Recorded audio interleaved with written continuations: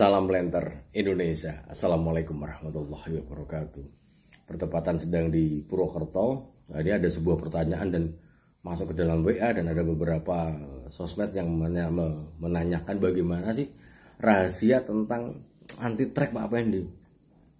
Bahwa kelapa sawit itu tidak akan mungkin, sekali lagi tidak akan mungkin memiliki produksi dari panen ke panen, artinya ada yang per 2 minggu, ada yang per 10 hari itu memiliki angka yang sama, itu tidak akan mungkin. Apalagi per bulan itu sama, flat Januari sampai Desember itu sama, itu tidak akan mungkin. Namun di malam hari yang berbahagia ini ada hal yang ingin saya sampaikan, bicara tentang bagaimana sih mengatasi kelapa sawit yang yang produksinya itu bisa ditebak sebenarnya dengan membuat faktor yang menyebabkan produksi rendah itu sudah diantisipasi dahulu. Karena begini sahabat berondol, terkadang kita hanya bertumpu kepada pupuk saja, sementara kita tidak bicara tentang kebutuhan lain tanaman kelapa sawit itu sendiri.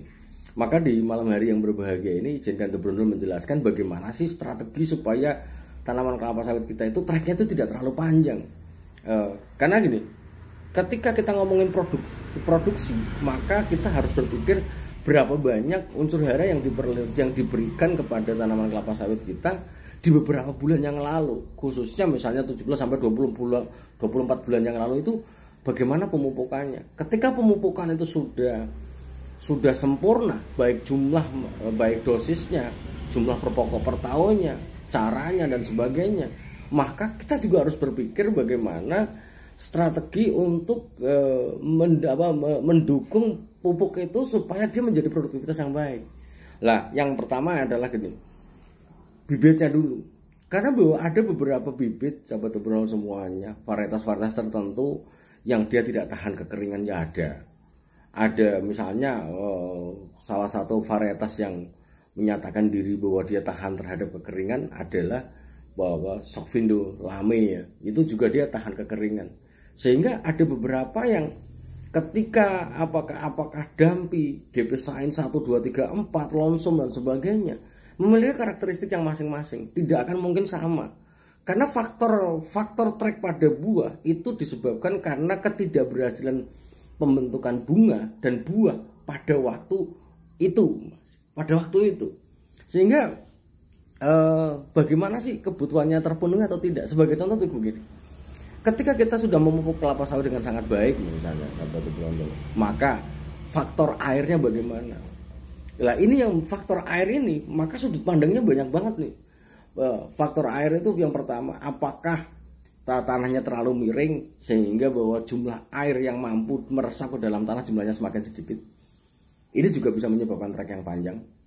Kemudian penyemprotan yang dia kuandas habis semuanya itu juga akan mempengaruhi jumlah air yang meresap itu sendiri.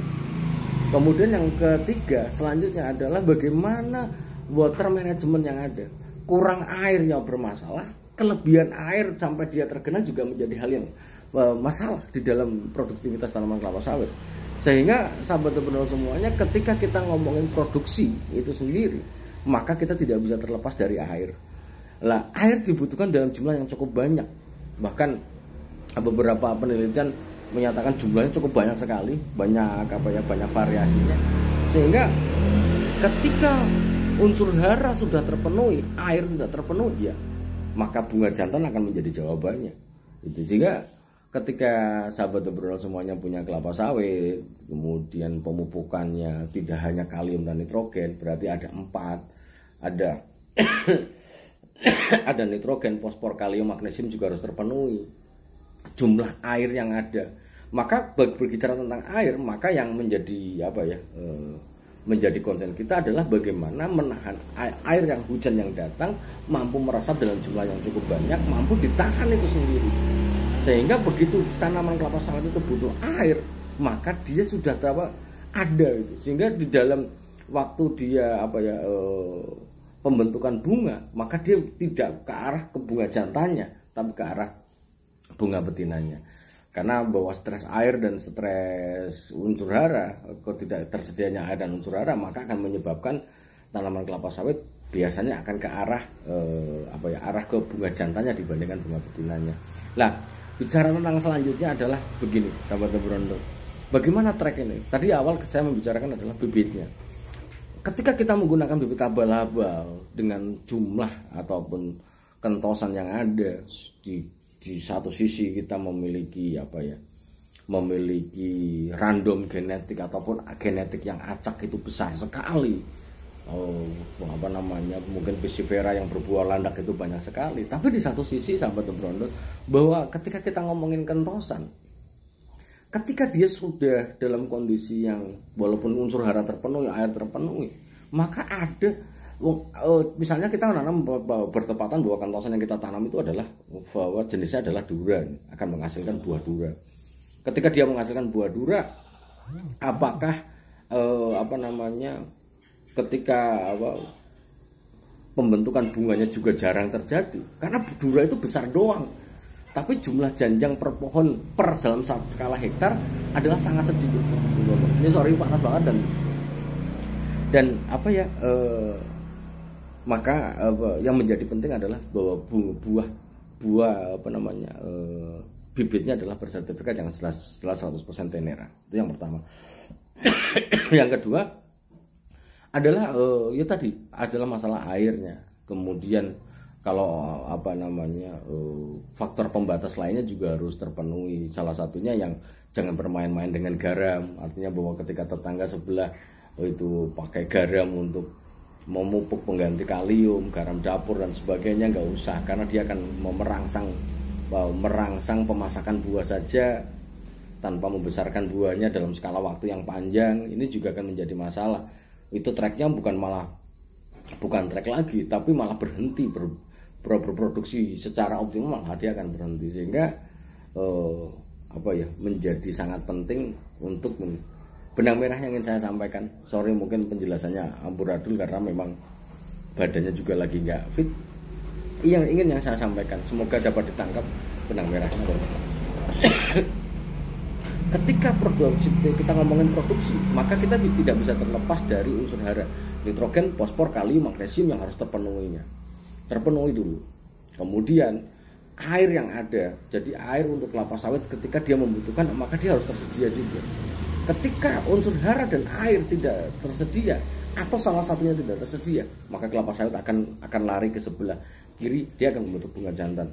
Nah, kalau faktor lainnya adalah air sudah terpenuhi, gulmanya lunak, terjaga dengan baik, menahan air dengan sangat baik, kemudian faktor kehilangannya akan rendah.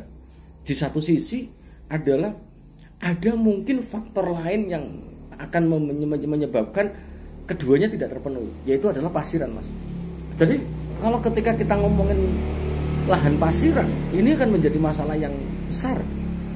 Kalau lahan pasiran yang tidak ditumbuhi gulma, ya jelas dia akan mengalami track paling awal, ya dia termasuk gambut yang tidak terjaga airnya, maka dia juga mesti akan track awalnya. Lah, untuk itu sahabat Brondo semuanya, maka cara yang tepat untuk biar tidak track terlalu panjang adalah yang pertama adalah milih bibit yang 100% tenera dengan menggunakan bibit bersertifikat. Yang kedua adalah terpenuhinya unsur hara, dosis per pokok per tahunnya itu juga harus terpenuhi. Dan yang ketiga adalah bahwa bagaimana kita berusaha jangan sampai